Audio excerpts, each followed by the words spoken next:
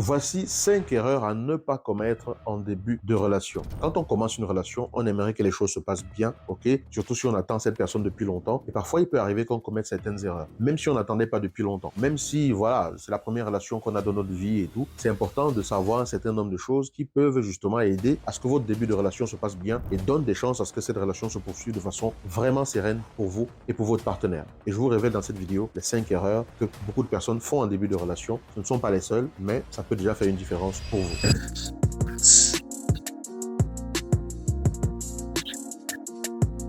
Bonjour les amis, j'espère que vous êtes en pleine forme, j'espère que vous allez bien. Je suis ravi de vous retrouver comme toujours dans une nouvelle vidéo. Je suis Yannick TM, je suis semeur de pépites et de graines de conscience et mon but ici est de s'aimer des graines dans lesquelles vous allez trouver de l'intérêt, que vous allez faire fructifier dans vos vies pour pouvoir atteindre la vie à laquelle vous aspirez dans votre couple et au-delà. Ok, tous les dimanches à 19h heure de Paris, ici même, nous nous retrouvons en direct pour échanger sur un sujet afin de grandir ensemble et pensez bien sûr à aller en dessous de la vidéo pour télécharger votre guide des 7 erreurs qui peuvent tuer votre vie de couple que je mets à votre disposition avec joie. Alors, entrons dans le vif du sujet et parlons de ces 5 erreurs-là que l'on peut commettre en début de relation. La première erreur, c'est vouloir être parfait ou parfaite. Quand on commence une relation, on veut que ça marche, ok? Et parfois, on peut avoir tendance à camoufler certains aspects de sa personnalité. On peut avoir tendance à ne pas se révéler vraiment tel qu'on est. Je vous demande pas de raconter toute votre vie dès le début à quelqu'un. Il s'agit tout simplement d'être soi-même et d'être authentique. Parce que quand on fait ça, on se dit, si je lui montre ce que je suis, il va me quitter. Si je lui montre ce que je suis, elle va me quitter. Si je fais ça et tout, la personne, elle va mal le prendre, elle va me juger et tout. Et du coup, on s'interdit d'être soi-même, de donner parfois son avis sur des questions là où on n'est pas d'accord, parce qu'on a peur que ce soit mal pris. Mais quand on fait ça, ok,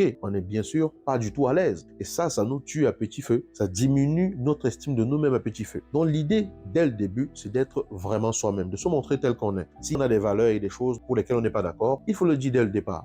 Parce qu'il faudrait que la personne qui vous apprécie vraiment pour ce que vous êtes et non pour l'image que vous donnez de vous et qui n'est pas vous. Parce que si elle est vraiment faite pour vous et que vous vous montrez tel que vous êtes, elle restera. Mais si elle n'est pas faite pour vous, au moins vous saurez que cette personne n'est pas faite pour vous. La personne qui est faite pour vous, c'est la personne qui auprès de vous se sent à l'aise avec vous étant ce que vous êtes. Si vous avez le besoin de vouloir forcément être quelqu'un d'autre pour que quelqu'un apprécie ce que vous êtes, à un moment donné, il est important que vous compreniez que la personne, c'est pas sûr qu'elle soit vraiment là pour vous parce qu'elle ne sait pas en fait ce que vous êtes.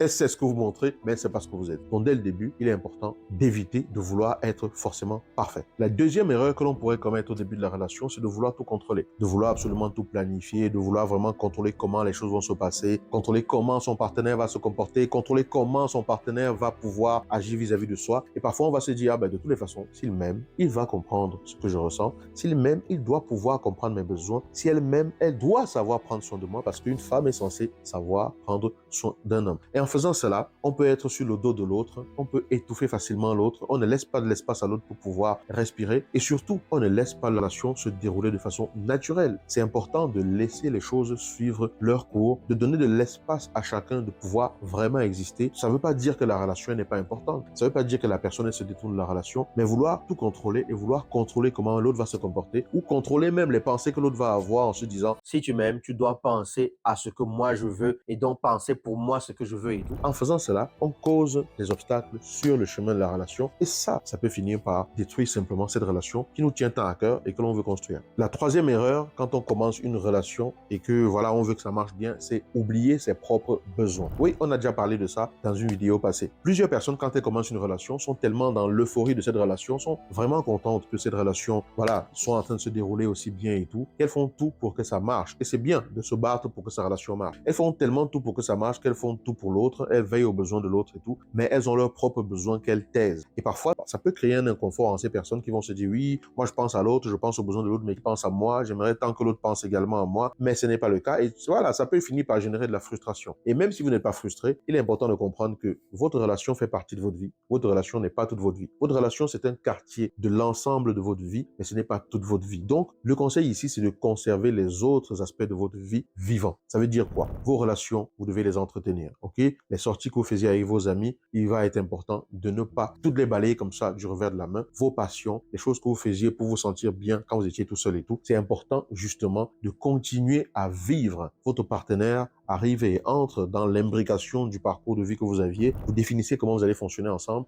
mais c'est également important que vous-même vous viviez pour être épanoui. Parce qu'une relation épanouie ne l'est que parce que les deux personnes qui sont dans la relation sont également épanouies. Plus chacun va être épanoui individuellement, plus la relation va être épanouie parce que l'épanouissement, plus l'épanouissement, ça génère un certain épanouissement. La quatrième erreur, c'est d'avoir des attentes irréalistes. Des attentes irréalistes. Il y a des gens qui commencent une relation et qui idéalisent tellement ce que la relation doit être, ok? Donc, on a une vision de la relation qui est parfaite et du partenaire ou de la partenaire et on se dit que la relation va être parfaite. Et du coup, quand on se rend compte que cette personne n'est pas parfaite, ça cause de la frustration. Parce qu'on va se dire, ah, mais moi, je pensais qu'il allait faire ci. Ah, mais moi, je pensais qu'elle allait peut-être plus comprendre que, voilà, voici comment un homme fonctionne. Ah, je pensais qu'elle allait vraiment être à mes petits soins toujours. Je pensais qu'elle allait vraiment comprendre que, voilà, une femme a besoin d'attention et qu'il va être toujours présent pour moi et tout. Et que, voilà, il va toujours m'ouvrir la porte, il va toujours faire ceci. Je pensais. En tout cas, je m'attendais à ça.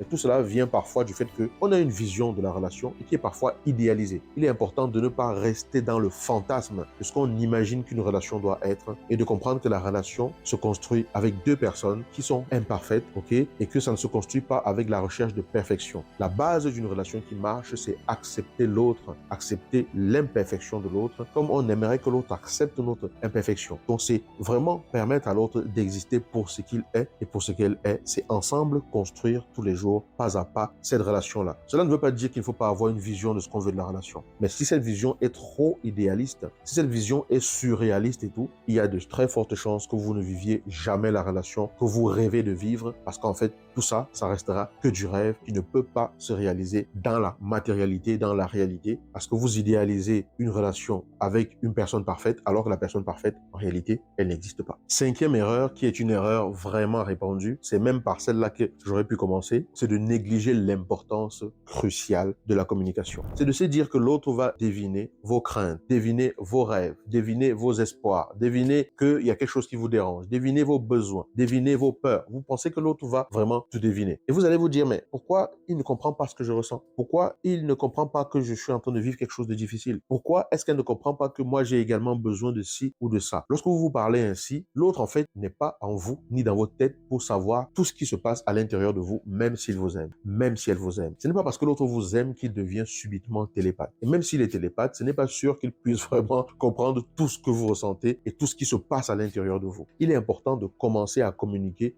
dès le début de la relation. C'est vraiment la clé. S'il y a un conseil à donner vraiment, qui est le premier conseil qui surpasse tous les autres, c'est commencer à communiquer dès le début. Apprenez vraiment à communiquer dès le début de la relation. Même si c'est difficile. Ce n'est pas forcément évident. Parfois, c'est inconfortable. Parfois, c'est difficile d'aborder certains sujets. Parfois, on hésite un peu de se dire, voilà, on va parler de ceci. Parfois, on hésite de dire ce qu'on pense de certaines choses et tout. Mais dès le début, il faut briser ça. Il faut que vous appreniez tous les deux à communiquer, que vous trouviez votre rythme de communication et que vous demandiez à l'autre de faire de même, que vous aidiez l'autre à faire de même, que vous encouragiez l'autre à faire de même. En faisant cela, vous allez apprendre à développer une intimité profonde dans votre communication et ça, il n'y a rien de plus puissant que cela dans une relation. D'ailleurs, si vous voulez apprendre comment développer une communication vraiment efficace, vraiment profonde, qui vous permet de connecter avec votre partenaire et tout, je vous informe, vous pourrez bientôt vous inscrire à la formation Communication exponentielle qui réouvrira bientôt les portes à la nouvelle vague de personnes qui voudront apprendre à le faire. Actuellement, je travaille avec une vague précédente de personnes qui ont bien avancé sur le processus de la communication dans leur relation, dans leur couple et tout. Et lorsque j'ouvrirai prochainement les portes, vous êtes vraiment invités à vous inscrire, à prendre votre place et à pouvoir aller en profondeur et apprendre vraiment à communiquer avec votre partenaire. Pour résumer donc les 5 erreurs qu'on commet en général en début de relation. Erreur numéro 1, vouloir être parfait. Erreur numéro 2, vouloir tout contrôler. Erreur numéro 3, oublier ses propres besoins. Erreur numéro 4, avoir des attentes trop irréalistes, trop idéalisées. Et erreur numéro 5, négliger l'importance de la communication. Laquelle de ces erreurs avez-vous déjà commise? Laquelle de ces erreurs avez-vous déjà observé autour de vous? Laquelle de ces erreurs vous parle le plus? Dites-moi dans les commentaires, je serai ravi de vous lire. Pensez, s'il vous plaît, si ce n'est pas encore le cas, à vous abonner, à partager cette page, à nous faire grandir tous ensemble et tout, pour que nous puissions toucher le plus grand nombre de personnes qui a besoin d'entendre ce que nous avons à partager. Je vous donne rendez-vous dimanche 19h, heure de Paris, pour notre direct comme d'habitude. À très bientôt.